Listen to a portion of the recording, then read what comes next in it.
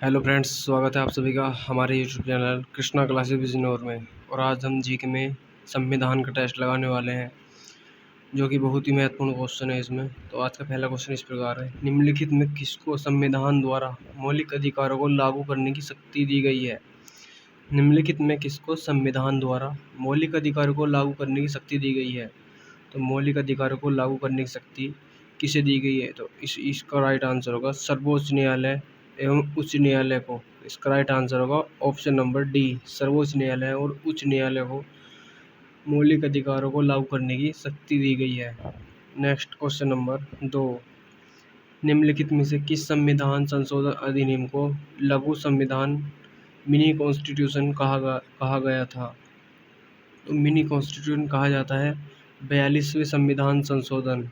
42वें संविधान संशोधन को मिनी संविधान कहा जाता है। Next question number 3: Jammu Kashmir के राज्यपाल की नियुक्ति कौन करता है? जम्मू कश्मीर के राज्यपाल की नियुक्ति कौन करता है? जम्मू कश्मीर के राज्यपाल की नियुक्ति करता है भारत का राष्ट्रपति। भारत का राष्ट्रपति, और राज्यपाल चाहे कहीं का भी हो, उसकी नियुक्ति राष्ट्रपति ही करता है। नेक्स्ट क्वेश्चन नंबर 4: भारत में पंचायती राज व्यवस्था सर्वप्रथम राजस्थान और में प्रारंभ की गई थी। तो इसका राइट आंसर इसमें क्या आएगा? रिक्त स्थान में क्या आएगा? तो इसका राइट आंसर होगा भारत में पंचायती राज व्यवस्था सर्वप्रथम राजस्थान और आंध्र प्रदेश में लागू की गई थी। आंध्र प्रदेश में। इसका राइट आंसर होगा option number D. Option number D. Next question number 5: panchayat के चुनाव कराने हेतु निर्णय किसके द्वारा लिया जाता है? पंचायत के चुनाव कराने हेतु निर्णय किसके द्वारा लिया जाता है? तो पंचायत के चुनावों में निर्णय लिया जाता है राज्य सरकार के द्वारा। पंचायत, क्योंकि राज्य सूची का विषय इसके अंतर्गत आता है। नेक्स्ट क्वेश्चन नंबर 6: एक विकास खंड पर पंचायत समिति होती है। एक विकास खंड पर पंचायत समिति होती है। और 6 में राइट आंसर होगा ऑप्शन नंबर बी, एक प्रशासकीय अधिकरण। एक प्रशासकीय अधिकरण। इसका राइट आंसर हो जाएगा ऑप्शन नंबर बी, एक प्रशासकीय अधिकरण। नेक्स्ट क्वेश्चन नंबर 7: भारतीय संविधान में कितनी भाषाएं क्षेत्रीय भाषाओं के रूप में मान्यता प्राप्त है? क्वेश्चन नंबर 7: भारतीय संविधान में कितनी क्षेत्रीय भाषाओं के रूप में मान्यता प्राप्त है? तो इसमें है 22 भाषाएं मान्यता प्राप्त हैं क्षेत्रीय भाषाओं के रूप में, 22 भाषाएं। नेक्स्ट क्वेश्चन नंबर 8: किस संविधान संशोधन बिल के द्वारा वोट देने की आयु 21 वर्ष से घटाकर 18 वर्ष कर दी गई? वोट डालने की आयु 21 वर्ष से घटाकर 18 वर्ष किस संविधान संशोधन के द्वारा की गई? तो 8 में राइट आंसर होगा ऑप्शन नंबर सी, 61वां संविधान संशोधन अधिनियम, 61वां संविधान संशोधन। नेक्स्ट क्वेश्चन नंबर 9: 14 अगस्त 2007 को संसद द्वारा भारतीय संविधान में संशोधन के उपरांत अब अनुसूचित जाति की सूची में जातियों की संख्या कितनी है? जातियों की संख्या कितनी है? 14 अगस्त 2007 को संसद द्वारा भारतीय संविधान में संशोधन के उपरांत अब अनुसूचित जाति की सूची में जातियों की संख्या कितनी है? अनुसूचित जाति में जातियों की संख्या पूछी गई है इसमें। अनुसूचित जाति में जातियों की संख्या, तो अनुसूचित जाति में जातियों की संख्या है 1206। 1206 इसका राइट आंसर होगा option number B. Question number 10: हमारे संविधान के अनुसार राज्यसभा का कार्यकाल कितना होता है? राज्यसभा का कार्यकाल कितना होता है? तो राज्यसभा एक उच्च सदन है। राज्यसभा एक उच्च सदन है जो कभी भंग नहीं किया जा सकता, किया जा सकता। इसका कार्यकाल समाप्त होने का विषय नहीं है। नेक्स्ट क्वेश्चन नंबर 11: एक विधेयक जो संसद में प्रस्तुत किया जाता है कौन सी क्रिया के बाद अधिनियम बन जाता है? एक विधेयक जो संसद में प्रस्तुत किया जाता है कौन सी क्रिया के बाद अधिनियम बन जाता है?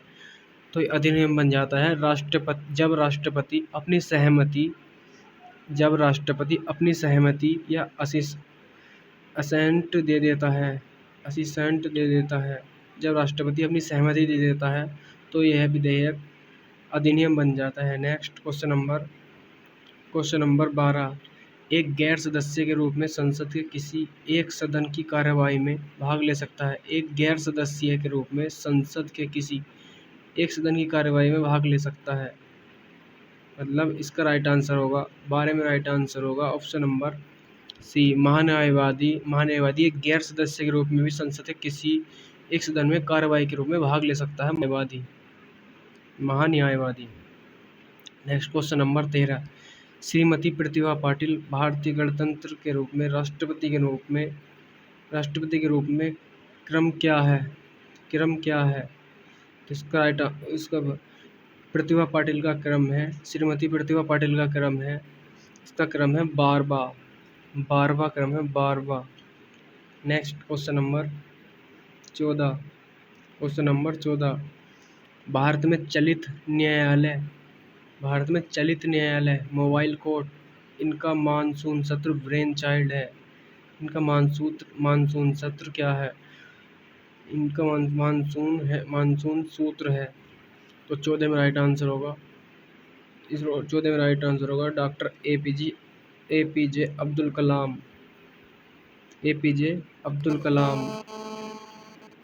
नेक्स्ट क्वेश्चन नंबर 15, एक उच्च न्यायालय का न्यायाधीश अपना त्यागपत्र किसे सौंपता है? उच्च न्यायालय का न्यायाधीश अपना त्यागपत्र किसे सौंपता है? वो 15 का राइट आंसर होगा ऑप्शन नंबर ए, राष्ट्रपति को सौंपता है। नेक्स्ट क्वेश्चन नंबर 16, संविधान में किस अनुच्छेद द्वारा सिखों द्वारा कृपाण धारण करना धार्मिक स्वतंत्रता का अंग माना जाता है? सिखों द्वारा कृपाण धारण करना धार्मिक स्वतंत्रता का अंग माना जाता है। तो इसका कौन सा अनुच्छेद के अंतर्गत माना जाता है? तो इसका राइट आंसर होगा ऑप्शन नंबर बी, अनुच्छेद 25 के अंतर्गत। नेक्स्ट क्वेश्चन नंबर 17, राष्ट्रपति पर महाभियोग का आरोप संसद के किस सदन द्वारा लगाया जा सकता है? राष्ट्रपति पर महाभियोग का आरोप संसद के किस सदन द्वारा लगाया जा सकता है? तो इसका राइट आंसर होगा संसद के किसी भी सदन द्वारा लगाया जा सकता है। यह संसद के किसी भी सदन द्वारा लगाया जा सकता है, चाहे लोकसभा द्वारा चाहे राज्यसभा द्वारा। इसका राइट आंसर होगा option number C. Next question number 18, राज्यपाल को वेतन तथा भत्ता दिया जाता है। तो राज्यपाल को वेतन तथा भत्ता किसे दिया जाता है? कंसोलिडेटेड फंड ऑफ स्टेट से दिया जाता है। नेक्स्ट क्वेश्चन नंबर 19, केंद्र राज्य संबंध में राज्यों की स्थिति नगर पालिका की तरह होती है। केंद्र राज्य संबंध में राज्यों की स्थिति नगर पालिका की तरह होती है। तो इसमें राइट आंसर बनेगा इसका ऑप्शन नंबर डी, वित्तीय रूप से केंद्र पर निर्भर होती है। यह वित्तीय रूप से राज्य का केंद्र पर निर्भरता, वित्तीय रूप से राज्य का केंद्र पर निर्भर होना। नेक्स्ट क्वेश्चन नंबर 20,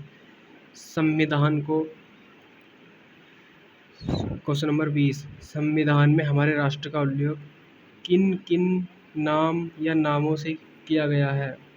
संविधान में हमारे राष्ट्र का उल्लेख किन नामों से किया गया है? तो इसका राइट आंसर होगा ऑप्शन नंबर 20 का राइट आंसर होगा भारत या इंडिया के नाम से किया गया है। भारत या इंडिया के नाम से। नेक्स्ट क्वेश्चन नंबर 21, निम्नलिखित में से कौन सा मूल अधिकार भारतीय संविधान में नागरिकों को नहीं दिया गया? निम्नलिखित में से कौन सा मूल अधिकार भारतीय संविधान में नागरिकों को नहीं दिया है? तो इसका राइट आंसर होगा ऑप्शन नंबर सी, सूचना का अधिकार यह नागरिकों को प्राप्त नहीं है। सूचना का अधिकार। क्वेश्चन नंबर 21 का राइट आंसर होगा ऑप्शन नंबर सी, सूचना का अधिकार। नेक्स्ट क्वेश्चन नंबर 22, भारत के किस राज्य में सर्वप्रथम महिला मुख्यमंत्री हुई थी? इसका राइट आंसर होगा 22 का राइट आंसर होगा option number A, Uttar Pradesh में। और उत्तर प्रदेश की प्रथम महिला मुख्यमंत्री थी Sucheta Kripalani. Next question number 23,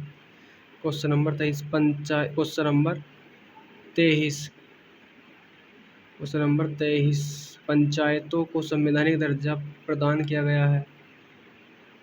पंचायतों को संवैधानिक दर्जा किसके अंतर्गत प्रदान किया गया है? पंचायत आती हैं 243 अनुच्छेद 243 के अंतर्गत, अनुच्छेद 243 के अंतर्गत पंचायत। नेक्स्ट क्वेश्चन नंबर 24, केंद्र में द्वैध शासन। केंद्र में द्वैध शासन किस अधिनियम के अंतर्गत स्थापित किया गया? तो केंद्र में द्वैध शासन लगाया गया है 24 में राइट आंसर होगा ऑप्शन नंबर सी, भारत सरकार अधिनियम 1935 द्वारा। इसकी एक ट्रिक भी है, केंद्र एक होता है केंद्र, एक होता है केंद्र, एक होता है राज्य, एक होता है राज्य। केंद्र में लगा हमारा 1935 में जो केंद्र बड़ा है तो 1935 में, राज्य में लगा हमारा 1919 में, राज्य में लगा 1919 में, राज्य छोटा है इसलिए इसका सन भी छोटा है। Next question number 25, question number 25, भारतीय संविधान के किस अनुच्छेद के अंतर्गत भारत सरकार का दायित्व है कि वह बाह्य आक्रमण या आंतरिक अशांति से राज्यों की रक्षा करे? क्वेश्चन नंबर 25 का राइट आंसर होगा ऑप्शन नंबर, भारतीय संविधान के किस अनुच्छेद के अंतर्गत भारत सरकार का यह दायित्व है कि बाह्य आक्रमण या आंतरिक अशांति से राज्यों की रक्षा करे? तो 25 में राइट आंसर बनेगा इसका अनुच्छेद 355, अनुच्छेद 355। Next question number 26, question number 26, गीत जन गण मन को भारत के राष्ट्रगान के रूप में किस वर्ष स्वीकृत किया गया? जनगण मन को राष्ट्रगान के रूप में कब स्वीकृत किया गया? ये स्वीकृत किया गया था हमारा 1950 में, 1950 में स्वीकृत किया गया था जनगण मन। Next question number 27, question number 27, Bharat का अंतिम अंग्रेज वायसराय कौन था? भारत का अंतिम अंग्रेज वायसराय कौन था? तो भारत का अंतिम अंग्रेज वायसराय था Lord Mountbatten, Lord Mountbatten, Lord Mountbatten Bharat का अंतिम अंग्रेज वायसराय था। नेक्स्ट क्वेश्चन नंबर 28, संविधान सभा के सदस्य ने भारत के संविधान का प्रारूप तैयार किया था? संविधान सभा के सदस्यों ने भारत के संविधान का प्रारूप तैयार किया था, वे थे। तो संविधान सभा का प्रारूप किसने तैयार किया था? तो 28 में राइट आंसर बनेगा, 28 में राइट आंसर बनेगा विभिन्न प्रदेशों की विधानसभा से चयनित उम्मीदवारों ने। नेक्स्ट क्वेश्चन नंबर 29, संविधान का मसौदा तैयार करने वाली समिति ड्राफ्टिंग कमेटी के अध्यक्ष कौन थे? ड्राफ्टिंग कमेटी पूछी गई है इसमें, ड्राफ्टिंग कमेटी। और ड्राफ्टिंग संविधान का मसौदा किसने तैयार किया था? भीमराव अंबेडकर ने तैयार किया था। ड्राफ्टिंग कमेटी के अध्यक्ष थे doctor Bhimrao Ambedkar. Next question number 30, संविधान प्रारूप समिति के अध्यक्ष को मिलाकर इसमें कितने सदस्य शामिल थे? संविधान में प्रारूप समिति के अध्यक्ष को मिलाकर इसमें टोटल कितने सदस्य शामिल थे? तो इसमें टोटल सदस्य थे 7 सदस्य थे, 7। ऑप्शन नंबर ए 7 सदस्य शामिल थे। नेक्स्ट क्वेश्चन नंबर 31, संविधान सभा द्वारा भारत के संविधान को तैयार करने के लिए कितनी समितियों का गठन किया गया था? संविधान सभा द्वारा भारत के संविधान को तैयार करने के लिए कितनी समितियों का गठन किया गया था? तो इसमें 13 समितियों का गठन किया गया था, 13 समितियों का गठन किया गया था। तो इसका राइट आंसर होगा ऑप्शन नंबर ए, 13 समितियों का गठन किया गया था इसमें। Next question number 32, cabinet mission plan के अधीन बनी संविधान सभा में कितने सदस्य थे? कैबिनेट मिशन प्लान के अधीन बनी संविधान सभा में कितने सदस्य थे? तो 32 में राइट आंसर होगा ऑप्शन नंबर ए, 389 सदस्य थे इसमें total. Next question number 33, Bharat का संविधान कब लागू हुआ? भारत का संविधान कब लागू हुआ? तो 33 में राइट आंसर बनेगा 26 जनवरी 1950 में, 26 जनवरी 1950। 33 में राइट आंसर होगा डी, 33 में राइट आंसर होगा डी, 26 जनवरी 1950। नेक्स्ट 34, भारत का विभाजन किस तिथि को प्रभाव में आया? 34, भारत का विभाजन किस तिथि को प्रभाव में आया? तो 34 का राइट आंसर होगा ऑप्शन नंबर ए, 15 अगस्त 1947 को। 15 अगस्त 1947 को प्रभाव में आया। भारत का विभाजन 15 अगस्त 1947 को प्रभाव में आया। Next question number 35। भारत एक प्रभु संपन्न भारत एक संप्रभु लोकतांत्रिक गणराज्य बना। भारत एक संप्रभु लोकतांत्रिक गणराज्य बना। तो 35 में राइट आंसर बनेगा ऑप्शन नंबर सी, 26 जनवरी 1950 को। 26 जनवरी 1950 को बना। 26 जनवरी 1950। 35 में राइट आंसर होगा ऑप्शन नंबर सी, 26 जनवरी 1950। Next question number 36। निम्नलिखित में से भारतीय संविधान के ऊपर सबसे अधिक किसका प्रभाव पड़ा? भारतीय संविधान के ऊपर सबसे अधिक किसका प्रभाव पड़ा था? तो इसका राइट आंसर होगा भारत शासन अधिनियम। शासन अधिनियम 1935 का। भारत शासन अधिनियम 1935 का प्रभाव सबसे अधिक पड़ा था। Next question number 37। विश्व में लिखित संविधान किस देश का सबसे विस्तृत है? Question number 37। विश्व में लिखित संविधान किस देश का सबसे विस्तृत है? तो 37 में राइट आंसर बनेगा ऑप्शन नंबर डी, भारत का संविधान सबसे बड़ा लिखित संविधान है। Next question number 38। स्वतंत्रता प्राप्ति के बाद भारतीय राष्ट्रीय कांग्रेस का पहली बार विभाजन कब हुआ? स्वतंत्रता प्राप्ति के बाद राष्ट्रीय कांग्रेस का पहली बार विभाजन कब हुआ था? तो ये हुआ था 1969 में। 1969 में भारतीय राष्ट्रीय कांग्रेस का पहली बार विभाजन हुआ था। Next question number 39। Question number 39। संविधान की प्रारूप समिति के समक्ष प्रस्तावना को किसने प्रस्तावित किया था? संविधान की प्रारूप समिति के समक्ष प्रस्तावना को किसने प्रस्तावित किया था? प्रस्तावना को किसने प्रस्तावित किया था? तो 39 का राइट आंसर होगा option number D, Jawaharlal Nehru ने। Next question number 40। निम्नलिखित में से कौन भारत को एक धर्मनिरपेक्ष राज्य बनाता है? निम्नलिखित में से कौन भारत को एक धर्मनिरपेक्ष राज्य बनाता है? तो 40 का राइट आंसर बनेगा ऑप्शन नंबर डी, संविधान की प्रस्तावना। संविधान की प्रस्तावना में साफ साफ कहा गया है भारत एक धर्मनिरपेक्ष राज्य है। Next question number 41। वर्ष 1947 के बाद निम्नलिखित में से किस राज्य को भारत के संघ के साथ बलपूर्वक मिलाया गया? 1947 के बाद निम्नलिखित में से किस राज्य को भारत के संघ के साथ बलपूर्वक मिलाया गया था? तो बलपूर्वक मिलाया गया था हैदराबाद को बलपूर्वक मिलाया गया था। Next question number 42। देशी रियासतों का एकीकरण का श्रेय किसे जाता है? देशी रियासतों का एकीकरण का श्रेय जाता है ऑप्शन नंबर सी, सरदार वल्लभ भाई पटेल को जाता है। Next question number 43। भारत का संविधान भारत को कैसे वर्णित करता है? तो भारत का संविधान भारत को राज्यों का संघ के रूप में वर्णित करता है। भारत एक राज्यों का संघ है। Question number 44। किसने कहा था राष्ट्र के नीति निर्देशक तत्व एक ऐसा चेक है जिसे सावधानीपूर्वक भुनाया जा सकता है? किसने कहा था राष्ट्र का नीति निर्देशक तत्व ऐसा चेक है जिसे सावधानीपूर्वक भुनाया जा सकता है? तो 44 में राइट आंसर बनेगा ऑप्शन नंबर सी, केटी शाह ने कहा था। केटी शाह ने कहा था। Next question number 45। भारत का संविधान कैसा संविधान है? Question number 45। भारत का संविधान एकल नागरिकता प्रदान करता है। भारत में दोहरी नागरिकता नहीं है। भारत से संबंधित नागरिकता का प्रावधान नहीं है। बहुल नागरिकता प्रदान करता है, ये भी नहीं है। तो भारत एक एकल नागरिकता प्रदान करता है और एकल नागरिकता ब्रिटेन से ली गई है, नेक्स्ट क्वेश्चन नंबर 46। भारतीय नागरिकता के लिए आवेदन करने से पहले किसी व्यक्ति के लिए न्यूनतम कितने समय तक भारत में रहना अनिवार्य है?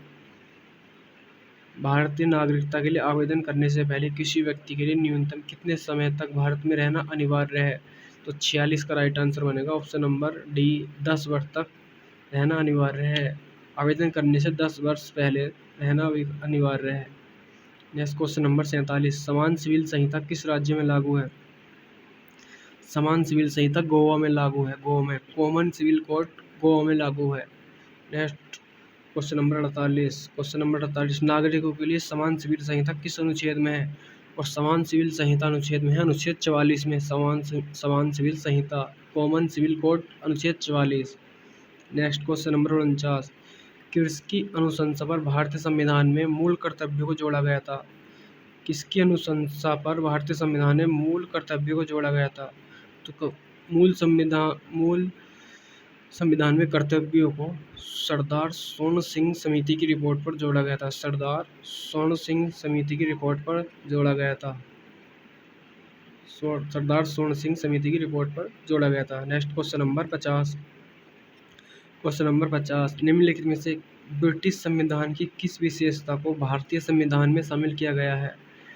ब्रिटिश संविधान की किस विशेषता को भारतीय संविधान में शामिल किया गया है? तो 50 का राइट आंसर बनेगा option number D. Option number D, उपरोक्त सभी, क्योंकि संसदीय पद्धति की सरकार होती है, विधि का शासन भी और विधि का निर्माण प्रक्रिया भी। इसका राइट आंसर बनेगा ऑप्शन नंबर डी, उपरोक्त सभी। और आज की क्लास आपको कैसी लगी? अगर आपको थोड़ी बहुत ही अच्छी लगी है तो कृपया लाइक करें, कमेंट करें और कमेंट करके बताएं कैसी लगी क्लास। Thank you.